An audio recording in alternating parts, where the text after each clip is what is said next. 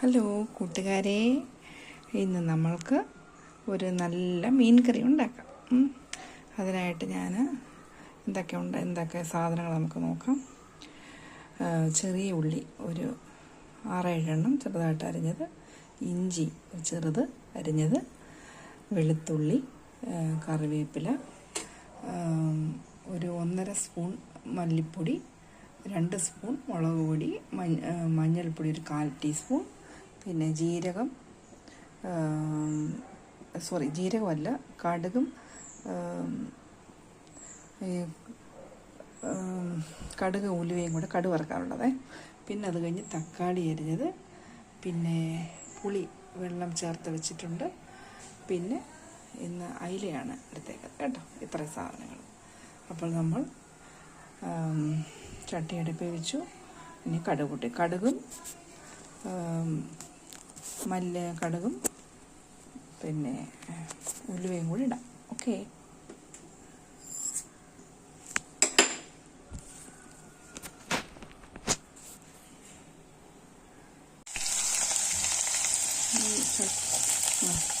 ചട്ടി ചൂടായി കഴിഞ്ഞപ്പോൾ നമ്മൾ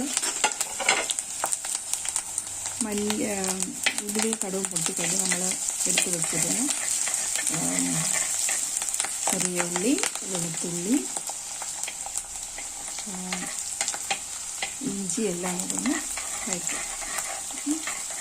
വഴറ്റി നല്ലതായിട്ട് നല്ല ഗോൾഡൻ കളറാണ്.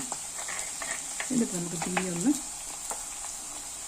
സിമ്മാക്കിയിട്ട് നമുക്കുണ്ടല്ലോ ഈ മസാലകൾ ചേർക്കാം. ഈ ടീസ്പൂണാണ് ഞാൻ പറഞ്ഞത്. മല്ലിപ്പൊടി, മുളക് പൊടി, മഞ്ഞൾപ്പൊടി ഒക്കെ ഇങ്ങോട്ട് ചേർത്ത് ഇതിനകത്ത് നമ്മുടെ ഈ മസാലയ്ക്കൊക്കെ നല്ലതുപോലെ എണ്ണ അങ്ങ് തൊട്ട് തെളിഞ്ഞ് വെക്കണം. എണ്ണ തെളിഞ്ഞ് വന്നിട്ട് വേണം സിമ്മാക്കിക്കോണേ, അല്ലെങ്കിൽ മസാലപ്പൊടി വെള്ളത്തിൽ കുഴച്ചെണ്ണ വെച്ച് സിമ്മാക്കിയിട്ട് നമുക്ക് ഈ അരമുറി തക്കാളി കൊണ്ടിട്ടിടാം. തക്കാളി ഇട്ട് നല്ല അതുപോലെ ഒന്ന് വേവിട്ടെ.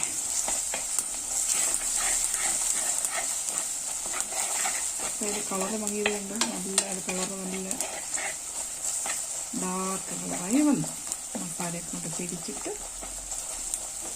നമുക്ക് ഈ പുളി വെള്ളം ഒഴിക്കാം. കുടംപുളിയാണേ, ആഴംപുളി ഇടില്ലേ. കുടംപുളി ഒരു ചെറിയ പീസ്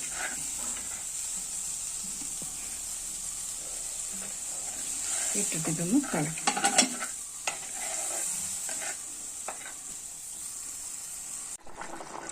ഞാൻ ഇത് അരപ്പ് തിളച്ചപ്പം നമ്മൾ വൃത്തിയാക്കി വെച്ച മീൻ കഷ്ണങ്ങൾ അങ്ങോട്ട് ഇട്ടിട്ട് ഇങ്ങനെ തിളച്ചുകൊണ്ടിരിക്കുകയാണ്.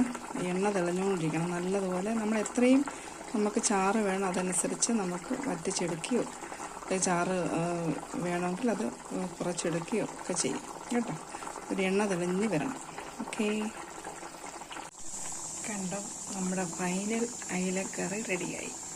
ഇതുപോലെ തന്നെ തീ ഓഫ് ചെയ്ത് അതിൻ്റെ ചെറുതായിട്ട് തിളയ്ക്കുന്ന തീ ഓഫ് ചെയ്താൽ അപ്പോൾ ലാസ്റ്റിലൊരു കറിവേപ്പിലൊക്കെ ഇട്ട് വേണമെങ്കിൽ ഇച്ചിരി പച്ച വെളിച്ചെണ്ണ ഒഴിക്കാം, ഓപ്ഷനിലാണ്.